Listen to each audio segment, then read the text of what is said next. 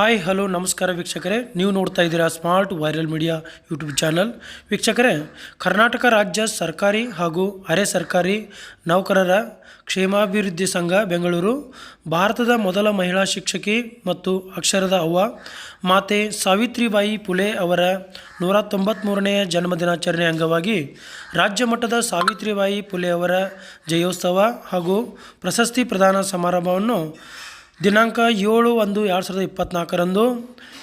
ಕರ್ನಾಟಕ ಕುಲಪುರೋಹಿತ ಆಲೂರು ವೆಂಕಟರಾಯರವರ ಸಭಾಭವನ ಧಾರವಾಡದಲ್ಲಿ ಈ ಒಂದು ಕಾರ್ಯಕ್ರಮವನ್ನು ಆಯೋಜಿಸಲಾಗಿತ್ತು. ವಿಶೇಷತೆ ಏನೆಂದರೆ, ನಮ್ಮ ಬೆಳಗಾವಿ ಜಿಲ್ಲೆಯ ಖಾನಾಪುರ ತಾಲೂಕಿನ ಮೂಕಬಸವನಗರ ಗ್ರಾಮದ ಶ್ರೀ ಮೋದಿನ್ ಸಾಬ್ ಖೋದಾವಂದ್ ಅವರು ಸಮಾಜ ಸೇವಕನಾಗಿ ಬಡವರ ಮಕ್ಕಳಿಗಾಗಿ ಕಿರಿಯ ಪ್ರಾಥಮಿಕ ಶಾಲೆಗೆ 5,000 ಸ್ಕ್ವೇರ್ ಫುಟ್ ಭೂಮಿಯ ದಾನವಾಗಿ ಕೊಟ್ಟಿದ್ದಾರೆ.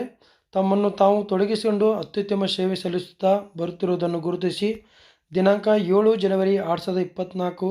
ರವಿವಾರದಂದು ಕನ್ನಡ ಸಾಂಸ್ಕೃತಿಕ ಇಲಾಖೆ ಕರ್ನಾಟಕ ಕುಲಪುರೋಹಿತ ಆಲೂರು ವೆಂಕಟರಾಯ ಸಭಾಭವನದಲ್ಲಿ